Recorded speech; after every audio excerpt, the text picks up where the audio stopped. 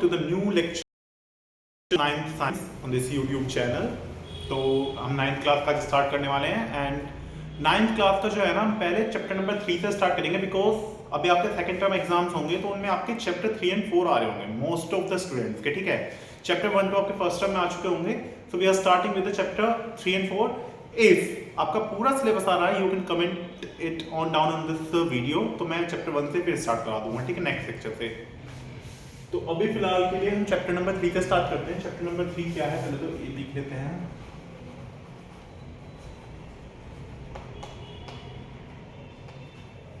Subject science class 9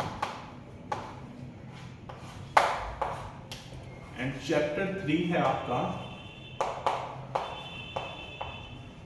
atoms and molecules, ठीक है, clear है जी। Chapter 3 is atoms and molecules. तो इससे स्टार्ट करते हैं। सबसे पहली जो बात है, जैसे चैप्टर का नाम ही है ये एटम्स एंड मॉलिक्यूल्स, सबसे पहले हम इस चैप्टर में इनके दोनों चीज के बारे में नहीं पढ़ेंगे। जो चैप्टर में हम लोग सबसे पहले पढ़ने वाले हैं वो हमारा क्या होने वाला है, वो हमारे बेसिक कुछ रूल्स हैं, बेसिक कुछ लॉज हैं जो हमें इंट्रोड्यूस करे गए थे, हम उनके लिए हम यहाँ पढ़ने वाले हैं, ठीक है। उसके बाद एटम्स एंड मॉलिक्यूल्स हमारे इंट्रोड्यूस होंगे। तो इस वाले चैप्टर में हम क्या पढ़ेंगे, बेसिक लॉज हैं, basic laws and Dalton's atomic theory,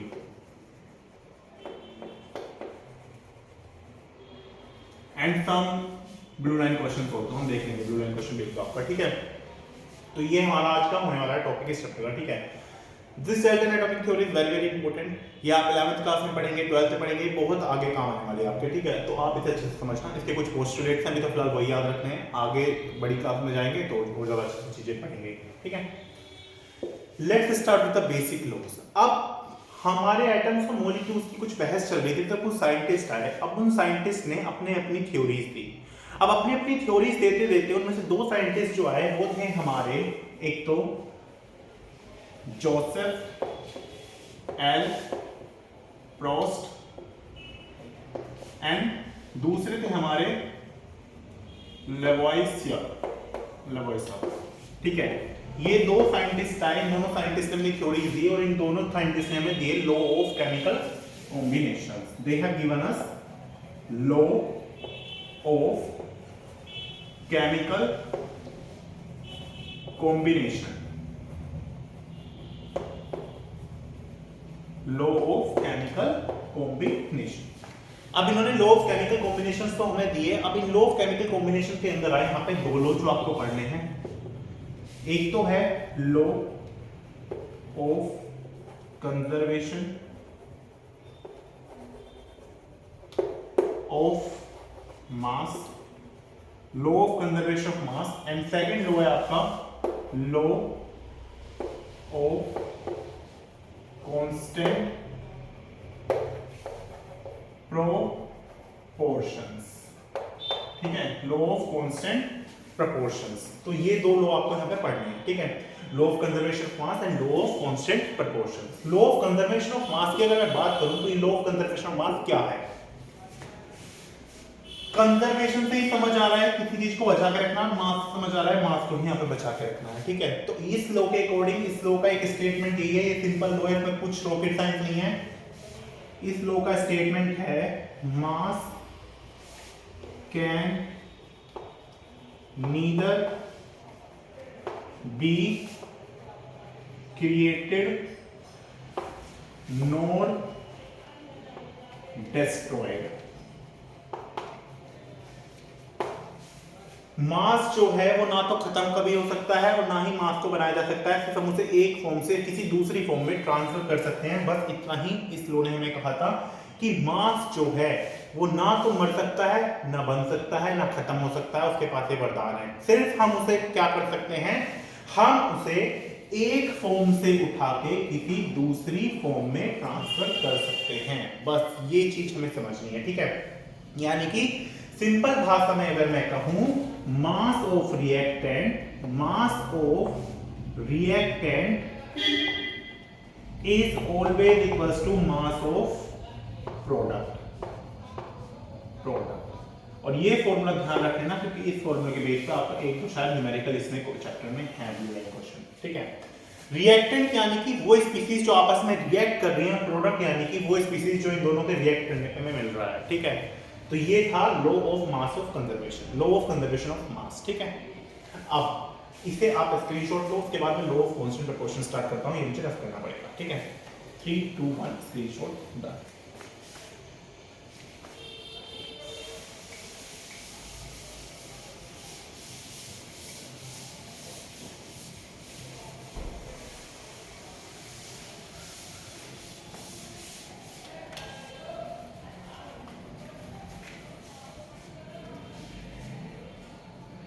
second आता है हमारा लॉ ऑफ कांस्टेंट प्रोपोर्शंस।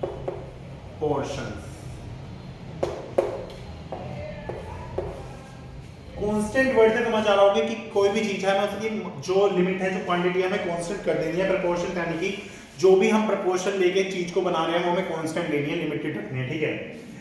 अब एक चीज यहां पे समझो, इस लॉ ने यही स्टेटमेंट दिया था कि कोई भी केमिकल स्पीसीज, मतलब जो भी हम कंपाउंड बनाएंगे उस कंपाउंड के अंदर जो हमारी प्रोपोर्शन है, जो मास की प्रोपोर्शन है, वो कांस्टेंट रहेंगी, ठीक है। यही स्टेटमेंट था, the compound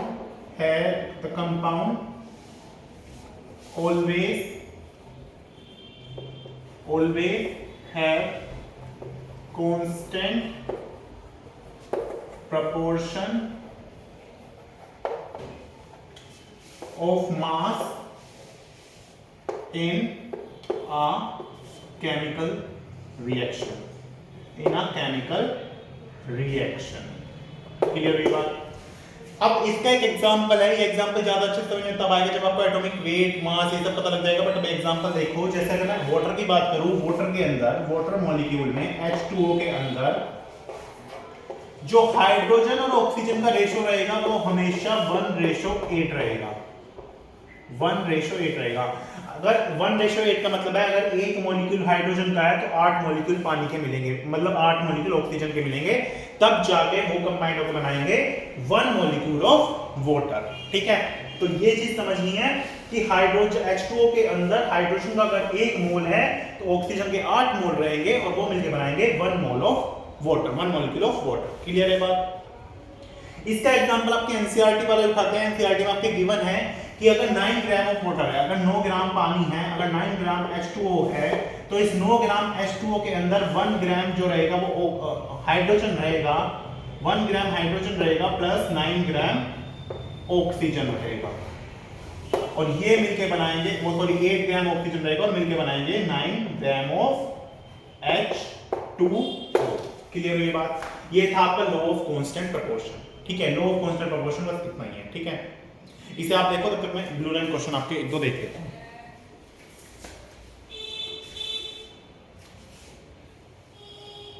blue line question कौन सा दिया हुआ है, कहां दिया हुआ है,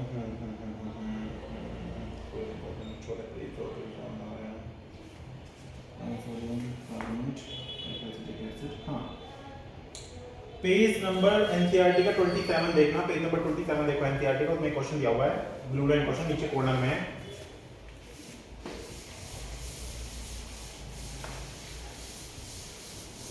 इस क्वेश्चन में क्या कह रहा है,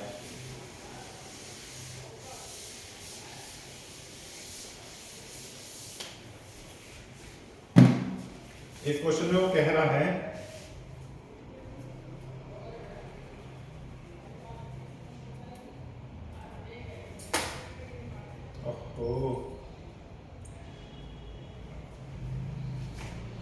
इस क्वेश्चन में कह रहा है कि एक रिएक्शन हो रही है, 5.3 ग्राम ऑफ सोडियम कार्बोनेट है, रिएक्ट कर रहा है 6 ग्राम ऑफ एसिटिक एसिड के साथ, और जो प्रोडक्ट बनेगा उसमें 2.2 ग्राम ऑफ कार्बन डाइऑक्साइड है, 0.9 ग्राम ऑफ वाटर है and 8.2 gram of sodium acetate है। तो शो करनी है तुम्हें ऑब्जर्वेशंस की क्या ये लॉ ऑफ कंजर्वेशन ऑफ मास के साथ एग्री कर रही है, और रिएक्शन भी आपको दे रखी है। रिएक्शन की फॉर्म किस तरह से होगी, ये देखो इस तरह से दे रखी है, sodium carbonate plus acetic acid, ठीक है। और इससे बन क्या रहा है हमारा, सोडियम को मैं एसओडी लिख रहा हूं, सोडियम एसीटेट, एसीटेट को एडबल-सी लिख रहा हूं, एसिड ये पूरा लिख देता हूं, एसीटेट, सोडियम एसीटेट बन रहा है, प्लस कार्बन डाइऑक्साइड को मैं CO2 लिख दूंगा और वाटर को मैं H2O लिख दूंगा। ये इस तरह से बन रहा है, ठीक है। ये बात क्लियर हुई। अब क्वेश्चन में देखो इनकी क्वांटिटी कितनी कितनी दे रखी है। सोडियम कार्बोनेट कितना है, सोडियम कार्बोनेट जो है 5.3 ग्राम है, 5.3 ग्राम, प्लस एसिटिक एसिड कितना है, एसिटिक एसिड कितना गिवन है, 6 ग्राम, 6 ग्राम ऑफ एसिटिक एसिड, ठीक है। सोडियम एसिटेट कितना गिवन है, 8.2 ग्राम, 8.2 ग्राम सोडियम एसिटेट गिवन है, ठीक है। कार्बन डाइऑक्साइड कितनी रिलीज हो रही है, 2.2 ग्राम, और H2O कितना रिलीज हो रहा है, 0.9 ग्राम। अभी लॉ ऑफ कंजर्वेशन ऑफ मास में मैंने तुम्हें एक बात बताई थी, एक बात ये बताई थी कि जो ये होगा mass of reactant, mass of reactant is always equals to mass of product. अगर ये सिचुएशन फॉलो हो जाती है, अगर ये सिचुएशन फॉलो हो जाती है, that means it will follow the law of conservation of mass. Mass of reactant कितना है, 5.3 plus 6 is equals to mass of react product कितना है, 8.2 प्लस 2.2 प्लस 0.9। ऐड करो ये, 6 और 3 9, नहीं गलत कर दिया, 3.5 और 6 11.3 ग्राम। ये तो ये आया, इधर वाले कट करो, 2 और 2 4 और 9 13 का 3 कैरी 1, 8 to 10 और 1 11.3 ग्राम। दैट मींस इधर और इधर सेम है, तो यहाँ पे लॉ ऑफ कंजर्वेशन ऑफ मास जो है वो फॉलो हो रहा है। क्लियर हुई ये चीज, कोई दिक्कत तो नहीं है, सिंपल था, बस इसी तरह का क्वेश्चन है। और ये क्वेश्चन एग्जाम में आ सकता है, तो इसे करो मार्क स्टार, क्योंकि ये एक इक्का दुक्का न्यूमेरिकल है इस चैप्टर में, और इक्का दुक्का न्यूमेरिकल आने के चांसेस बहुत ज्यादा हो जाते हैं। जब आपके मतलब नंबर ऑफ क्वेश्चंस की जो चॉइस है ना वो लिमिटेड हो, तो उनके एग्जाम में पूछे जाने का खतरा काफी है, तो इस क्वेश्चन को लिखो और अच्छे से प्रैक्टिस कर लेना। Now move to the last topic of today's lecture, which is Dalton's atomic theory। इसे मैं रब करता हूँ।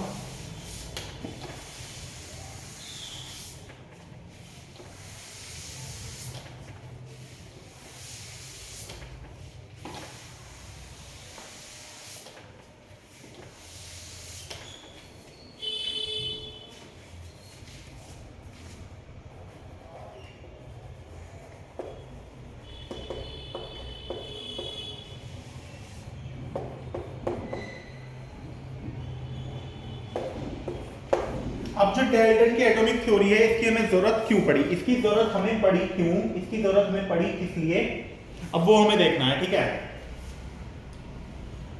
इसकी जरूरत पड़ी, जो हमारे लॉज आए थे ना उन्हें थोड़ा सा थ्योरेटिकल वैल्यू देने के लिए, तो इसने अपनी थ्योरी दी, इसने कुछ पोस्टुलेट दिए। इसके पोस्टुलेट क्या है, पहला पोस्टुलेट इसका ये है कि जो भी मैटर है ना, जो भी मैटर है वो टिनी पार्टिकल से मिलकर बना है, और उन पार्टिकल को इसने बोला एटम, ठीक है। ऑल मैटर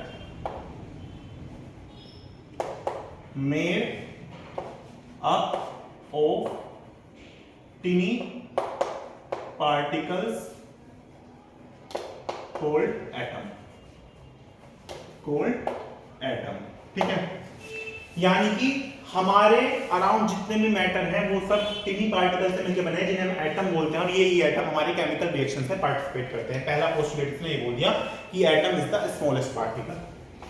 दूसरा इसने कहा एटम्स आर इनडिविजिबल। इनडिविजिबल का मतलब समझते हो, जिन्हें हम तोड़ ना सके, जिन्हें हम भाग ना कर सके, जिनका हम भाग ना कर सके, जिन्हें हम बांट ना सके। यानी कि एटम्स इतने छोटे हैं कि इन्हें तोड़ा नहीं जा सकता, इन्हें बांटा नहीं जा सकता। क्लियर है। तीसरा पोस्टुलेट इसका ये था कि कोई भी एक एलिमेंट ले लो, सपोज करो अगर मैं ऑक्सीजन ले लूं, तो ऑक्सीजन के जितने भी एटम होंगे, all atoms of this element, all atoms of this element are identical, in nature, ठीक है। जितने भी एटम होंगे एलिमेंट के वो सब आइडेंटिकल होंगे, सब एक जैसे होंगे। ये नहीं है कि एक ऑक्सीजन का हमने मॉलिक्यूल एलिमेंट उठाया और हम ये कहने लगे कि ओ इस ऑक्सीजन के 5% में तो अलग तरह का एटम है, 10% अलग तरह, नहीं। जैसा एटम 1% में होगा ऑक्सीजन के, वैसे ही एटम 99% ऑक्सीजन में भी प्रेजेंट होंगे। क्लियर हुई बात? फोर्थ है अगर दो से या दो से ज्यादा एलिमेंट हैं, मतलब मैं कह रहा NaCl है, सपोज करो NaCl है, सोडियम क्लोराइड नमक, ठीक है। तो इसमें एक सोडियम एलिमेंट है, एक क्लोरीन एलिमेंट है, तो दोनों के अपने अपने एटम्स होंगे और दोनों के एटम्स की अपनी अपनी अलग अलग केमिकल प्रॉपर्टीज भी होंगी, ठीक है। तो यही चीजें थी जो डाल्टन ने अपनी एटॉमिक थ्योरी के थ्रू हमें बताई, जो हमें उसने समझाई थी। एक चीज इसने ये कही कि जो भी एटम्स है ना, ये फिक्स रेशो में एक साथ कंबाइन होंगे और जिससे एक पूरा एक कंपाउंड क्रिएट करते हैं। They create a compound when combined in a fix ratio, एक सेम रेशो में कंबाइन होके एक कंपाउंड जनरेट कर लेते हैं, ठीक है। और उसी तरह से केमिकल रिएक्शन में भी पार्टिसिपेट करते हैं। लेकिन अब बाद में जब इस चैप्टर को हम आगे पढ़ेंगे ना, जब इस चैप्टर को हम आगे पढ़ेंगे, specially in the next chapter which is structure of atom, तो वहां देखना है डाल्टन की एटॉमिक थ्योरी कैसे फेल होगी, इसमें कितनी सारी कमियां निकल के आएंगी। तो अभी फिलहाल के लिए इसके पोस्टुलेट्स याद रखो, लिखनी इंपॉर्टेंट है, ये मतलब नहीं है इसमें कमियां तो बेकार है, नहीं, दिस इज वेरी इंपॉर्टेंट, ठीक है। तो ये देख लो, समझ लो, बाकी नेक्स्ट लेक्चर में। और टिल देन आपको पता है आपको ये वीडियो को लाइक करना है और अपने फ्रेंड्स के साथ शेयर कीजिए, चैनल को सब्सक्राइब कीजिए। थैंक यू वेरी मच, मिलते हैं नेक्स्ट वीडियो में।